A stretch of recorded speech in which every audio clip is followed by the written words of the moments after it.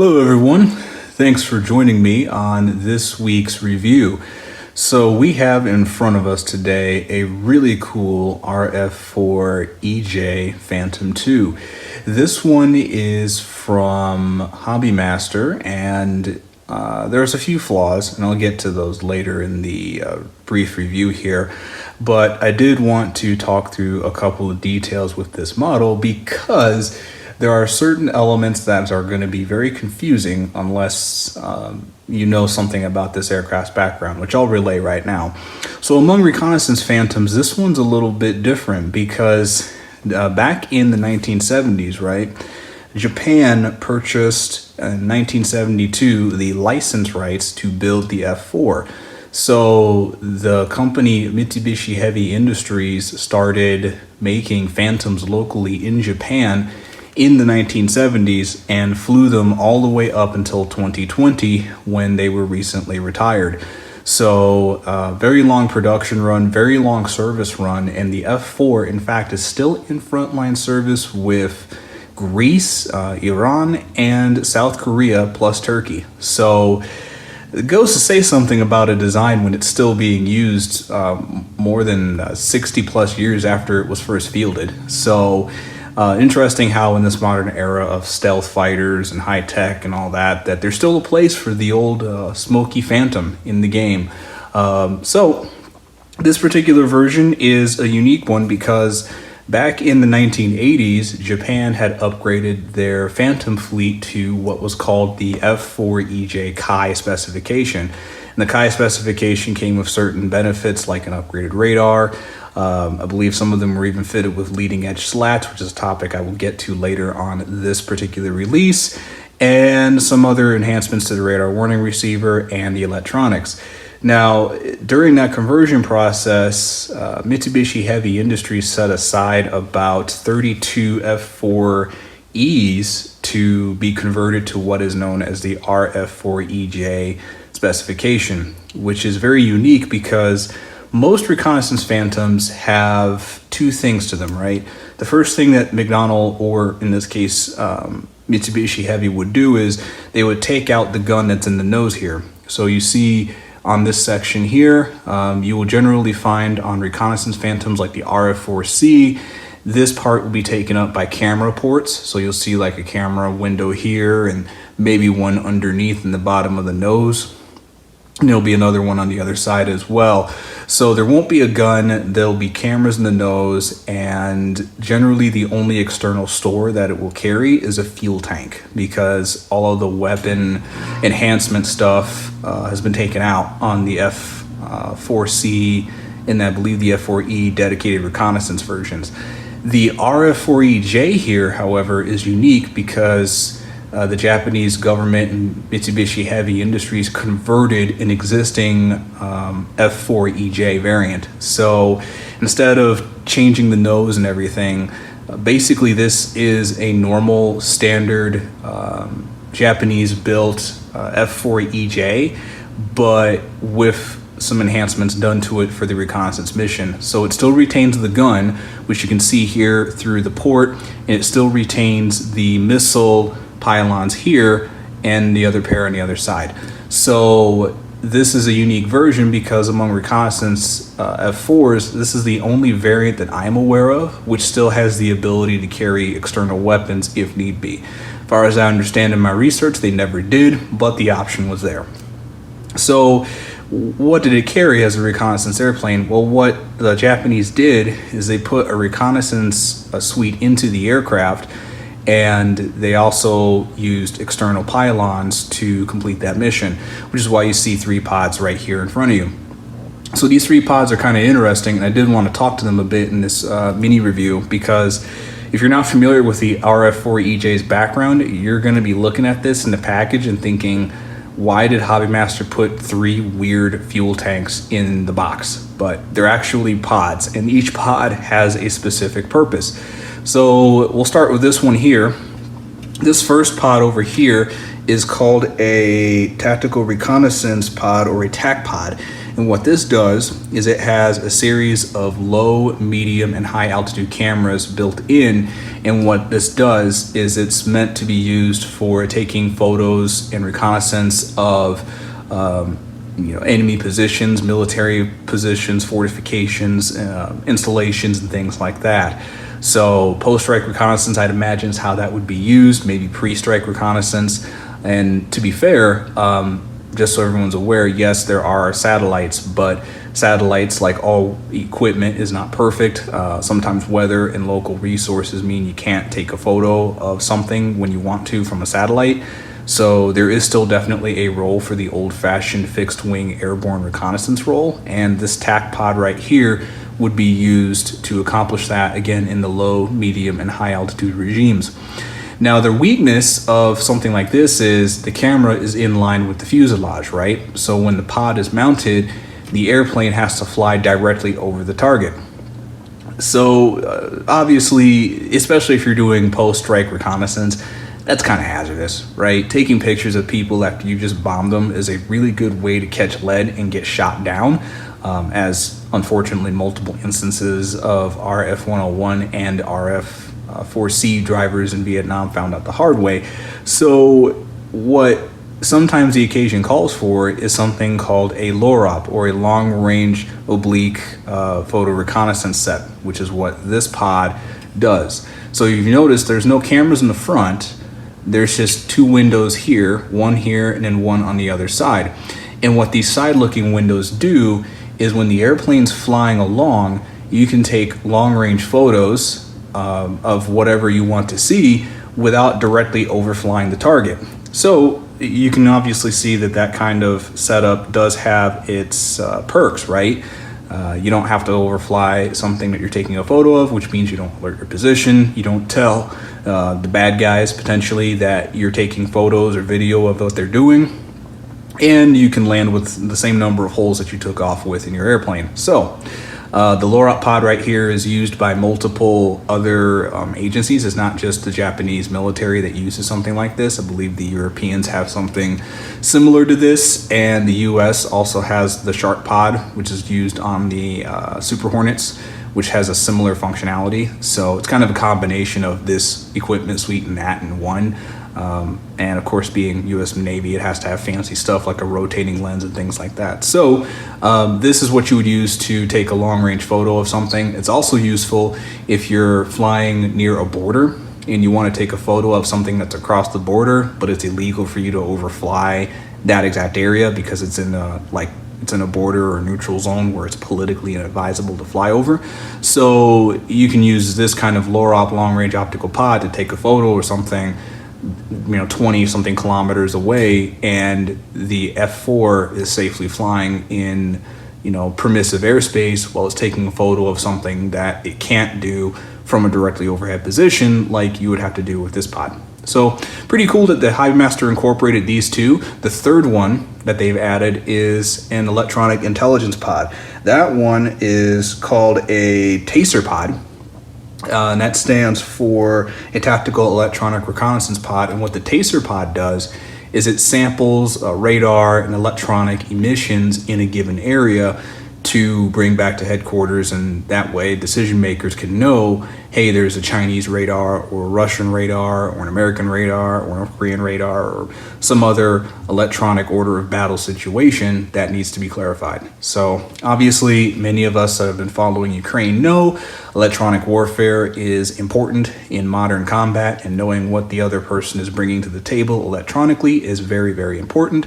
So the Taser Pod right here is used to accomplish that feat. Now, in my perusal of the online footage, I didn't see any video of the RF-4s using these, but I assume the Japanese probably keep them under close lock and key while they were operating these. So the Taser Pod is something that might not get too much attention, but I think it's important to note because, again, electronic order of battle is very, very important because it tells you what radars are operating. And the Taser Pod here also included functionality that had a data link. So an RF-4EJ like this from the 501st Hikotai could data link a threat radar to some other platform to take it out. So pretty cool reconnaissance capability, if you ask me, and for it to be built into an aircraft of this nature is even better. So good engineering on the part of the Japanese. I believe they were the only ones to ever do something like this, where they had multiple reconnaissance suites mounted to an F4, especially a tactical F4 like this one. I think the US did use the F4, RF-4C and the RF-4E, but those were dedicated reconnaissance versions, as I mentioned earlier, which didn't carry weapons. So kind of cool that Japan did all this to what looks like a regular F4E. I know when I looked at this originally on the HobbyMaster release poster, I was kind of confused because I was like, when you see these on the release poster, of course, for those who don't necessarily know what those look like, you just see the profile of the airplane. And of course, in profile, it doesn't look like anything different. It looks like a normal F-4EJ. So you're just like, why is this called a reconnaissance version? And then I looked into it and went, oh, yeah, okay. It carries a pod and it has all these cool mods to it. Yeah, I'll bet, and I put myself down to order one. So here it is, and with that, we will transition into talking about the model's features. I think personally, the close-up detail on this is just spot on. HobbyMaster did a great job of balancing out the stencils without going overboard or having them be too big, too small, or just excessive. The shark mouth, I mean, come on, this is trademark Phantom right here, and yeah, just cool all the way around. I also like the spook icon that's hiding behind the intake splitter. Really cool to see that there. The Japanese know how to make a really cool looking Phantom when they want to, and the retirement commemorative versions that came out in 2020, I believe I did a video on the yellow version. I would have the blue one, but I just don't have the space or the finances to have 3 RF4s or 3 F4EJs, I should say, in my collection right now. I'm already triaging what I'm ordering because I'm starting to run out of closet space for the boxes. So if I keep this up, my attic's gonna look like Jumbo 747 in his videos. I think he's pretty much the boss of collection size at this point, at least for the people I've seen on YouTube. And if I'm not choosy about what I'm ordering, I'm gonna pretty much be on his level any day now. So I have to be careful which ones I order now, and the nature of this one definitely demanded a place in my collection. So the close-up details look really good on it. I do like the fact that they included all 3 of the pods this airplane uses. I was concerned that either HobbyMaster wouldn't include one at all, or they would include just the LOROP and that would be it. But they did include all 3, so bravo to HobbyMaster for doing that. Which brings me to some of the drawbacks. Now, in terms of detail, color, it's beautiful, and I'm glad I have it. Really well done effort there. The drawback is the tolerance issues on this model are uncharacteristically bad for HobbyMaster, which is, again, unusual. They're one of the companies that usually when I get models from them, and I want to say I've been collecting for probably 3 years now, usually when I get models from HobbyMaster, everything fits. Maybe one cover plate doesn't fit precisely and you gotta tweak it a bit, but that's like 1 in 20 releases that I'll have that happen to. This one was like on Caliber Wings' level of needing to file stuff to get it to fit. The LOROP pod right here, the tab, if you notice, it's got a little dark mark there. That's because I had to sand it down to get it to fit in the slot. And it was the same deal with this canopy right here. With this model setup, HobbyMaster does it where you have a closed canopy and an open canopy as separate removable parts. And this doesn't want to sit flush. I'm not sure why. I still have to tweak it a bit, but it just doesn't, you can kind of see right there, it just doesn't want to sit flush. If I take any pressure off of it, it just kind of sits there loosely. I have to mess with it a bit, but yeah, it's that's unusually loose and not really up to the quality that I have seen with their previous F4s. And the gear door, the forward gear door cover that covers this up when you have it displayed in the in-flight position, as well as the 2 underneath each side of the wing, 1 under there and then 1 underneath here, those needed some filing to get to fit as well. Some pretty extensive filing. So I'm not sure what's going on at HobbyMaster's small parts setup, but they got to tighten up their ship a little bit because they're starting to slip into JC Wings, Caliber Wings territory, where when you get one of these, you just have to prepare yourself for 35 minutes of filing accessories to get them to fit on the model. And with prices and shipping being what they are nowadays, these things are not getting cheaper, right? So spending 120, 130, 140, 150 US dollars on something and then to have to break out files to get everything to work, not the most fun ownership experience. So yeah, with this release, I don't know if it's all of them that have this. If you have one of these, please comment below in the comment section what your tolerance experience was with your models, if everything fit okay. Just so we all get a general understanding of it, or hopefully, and this might be just wishful thinking, but hopefully it's just my example that was the one that they rushed the small parts out the door on. I don't know, we'll see. But if you have one of these RF-4EJs, please comment in the comment box and tell me what your experience was and if the small parts fit well, or if you had other issues just like I did with getting them to fit. So besides those details, though, I think it looks pretty cool. I'm glad I have it. Again, for a Phantom, it's a little more than I'd like to comfortably spend on these now, but I realize prices are just higher now. So I picked this up for, I think, $130. So I used an eBay coupon to knock a few dollars off of it, but yeah, it wasn't cheap. So yeah. That I think concludes what I'd like to say about the RF-4EJ release. There is one thing I do like to mention before we break, though, and that is the slats. So I noticed this when I was setting things up to do this video. This is an RF-4EJ, right? So the Japanese Phantoms, for those who may not be aware, were not originally fitted with the Rivet Haste Mod 556 slats. So on most F4s now, the forward slats right here are, and on the leading edge of the wing here as well, the leading edge slats pop out at low speeds to enhance the lift and low speed handling of the aircraft.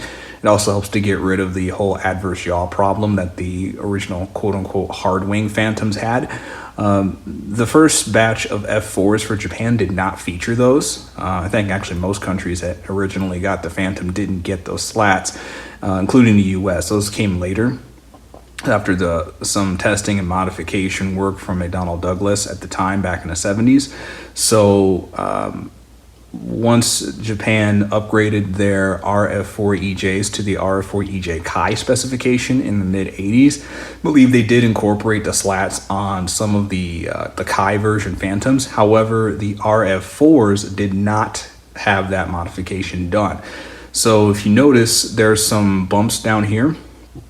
There's one there, one there. There's another one under the wing that you can't see, but those three bumps there, those are all supposed to be actuator covers for when the slats do pop up out of the wing, which would be present on an F4 that does have slats. However, this one is not supposed to have them. So yeah, it's an inaccuracy, but to me it's not a big deal because HobbyMaster doesn't model the slats deployed anyway. So with the slats in the closed position, the wing pretty much looks the same as a hard wing Phantom, meaning a Phantom which does not have the slats. So the RF-4s, in this case the RF-4EJ, would only have just the one leading edge to the slat which comes down and has the I lost the phrase there, but it's the blown flaps, meaning air is taken from the compressor and blown over the flaps to reduce the landing speed. That's the flap, excuse me. I'm trying to get my aerodynamic terms here, but that was the original leading edge slat configuration on the first edition of the Phantoms, meaning the F4B, F4C, the F4D, before the E model, which had the pop-up slats that come over the wing. They raise up, come over, and then these three bumps down here on the bottom are actuators for the raised slats. So yeah, this one incorporates those, and that's again not necessarily accurate, but I can live with it because the rest of the model looks pretty darn cool. And HobbyMaster doesn't display these with the slats deployed anyway, regardless of release. So to me, it's not a major concern. However, you should be aware of that if you're someone that cares about the nth degree of accuracy. So Would have been nice to see HobbyMaster get that right out of the box, but to me, that's not a deal breaker. Let me know what you think. Comment below in the section what you think about the slats and if that's something you're really concerned about on your F4s or not. So with that then, thank you for watching to this point. If you do like my videos and reviews, please consider subscribing so you'll be notified when I release my next video, and catch you around. Thanks for watching.